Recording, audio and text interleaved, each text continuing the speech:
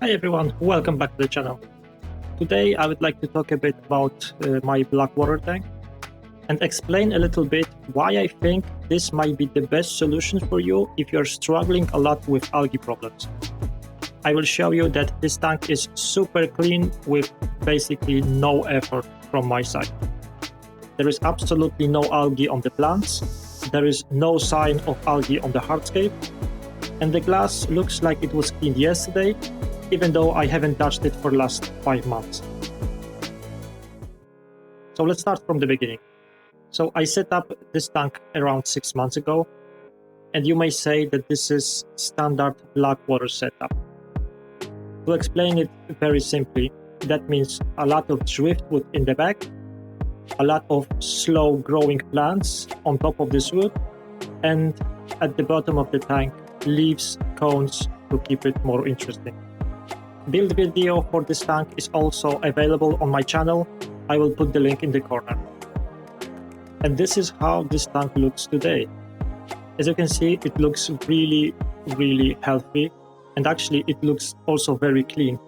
And I promise you, I'm not cheating. I haven't cleaned this tank in at least 5 months. So why there is basically no algae inside? It all comes down to two major aspects: lighting and plants. Let's start from the lighting.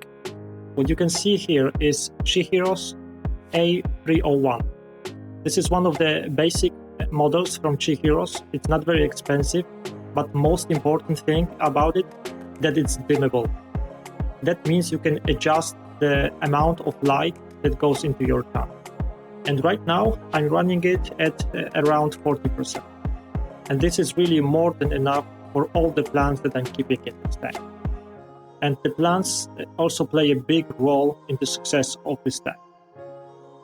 And you might already recognize that every single plant in this tank is both slow growing and doesn't require strong lighting.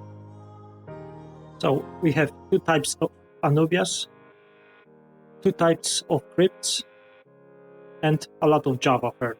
And all of those plants are growing and doing absolutely fantastic.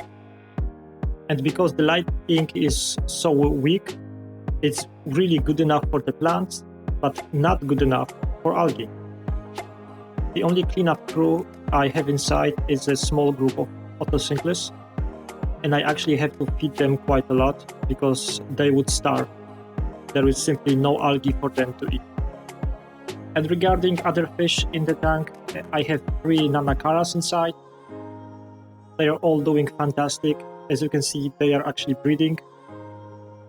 And this entire environment, so low light, a lot of plants, zero algae, seems to be working very well for all the fish inside. Some of you may be wondering about the color of the water inside. This is not an issue. This is actually very healthy for all the fish inside. Those are the tannins coming from the driftwood, cones and leaves. And the camera is actually making this look a little bit more yellow than it is in reality. So if you are worried about this, don't be. It really looks nice. So at the beginning I said that this is something that I would recommend to the beginners. And this is because this kind of tank is really easy to do. And it's actually even easier to maintain because apart from feeding the fish and doing small water changes every now and then, that's all. I'm not doing anything else. So if you are new at the hobby and you're struggling maybe with some algae, I really recommend to try this kind of a setup. And if you would like to know more details, there is a build video for this tank on my channel. I will leave the link below. So check it out, try it yourself, and let us all know in the comments if it worked out for you. That's it for today. Thank you very much for watching. If you liked the video, please leave a like. It really helps me a lot. I have very cool projects coming up, so if you don't want to miss them, please consider subscribing. And see you in the next one.